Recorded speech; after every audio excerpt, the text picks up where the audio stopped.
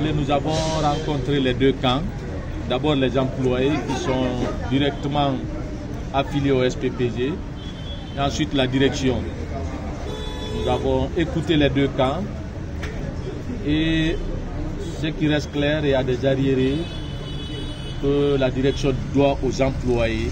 Elle ne le nie pas. Donc ça c'est un aspect très important. On reconnaît aussi que vous êtes dans votre droit de réclamer quand on est à Conakry et désormais même au village. On a besoin de l'argent pour faire vivre sa famille.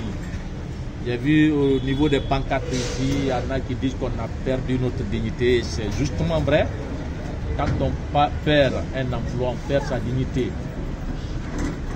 Donc le SPPG d'abord vous témoigne toute sa solidarité. Vous avez tout notre soutien. Nous allons vous accompagner dans ce dossier pour que vous soyez rétablis dans vos droits. Merci. Le directeur exécutif a eu un entretien avec nous et peut-être les derniers développements de la situation, il doit être en route maintenant là pour aller rencontrer le PDG. C'est-à-dire que le dossier était déjà connu par le PDG, mais le mouvement de ce matin a encore renforcé le message au plus haut niveau. Donc, il ira rencontrer le PDG M. Souaré et le syndicat aussi, certainement dans les heures qui suivent, va rencontrer M. Antonio Souaré. Ça, ce sont les dernières nouvelles que vous devez retenir. Si tout va bien pour le côté syndicat, j'ai dit que le directeur, lui, déjà, doit être en route pour aller le rencontrer. Nous aussi, il y a cette éventualité de le rencontrer soit aujourd'hui, avant la fin de la journée, soit dans les 72 heures qui suivent.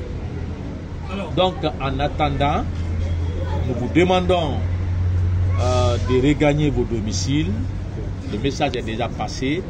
Le syndicat a pris le dossier à bras le corps et nous allons, en synergie avec les collectifs du personnel, travailler pour qu'on ait une solution. Voilà. Okay. Les locaux sont fermés, les locaux sont maintenant fermés à l'instant T.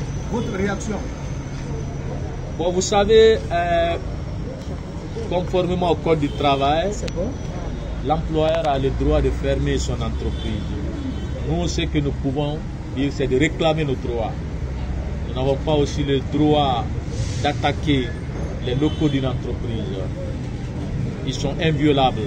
Vous savez, on va s'aider, s'entraider dans la vérité. Heureusement que vous avez été suffisamment responsable.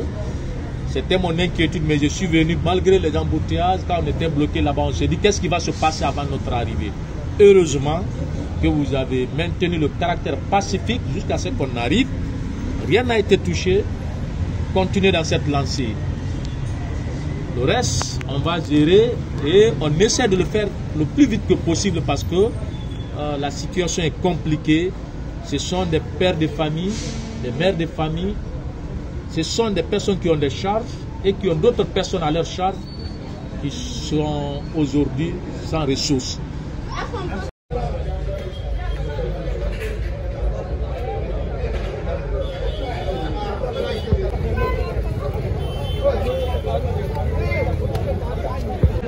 On a votre résidence 2009. Ah, résidence. On a même mis, c'est eux qui assurent la sécurité. Qui est à la rentrée là. Oui. C'est la vie qui a appelé ça. Le gars là.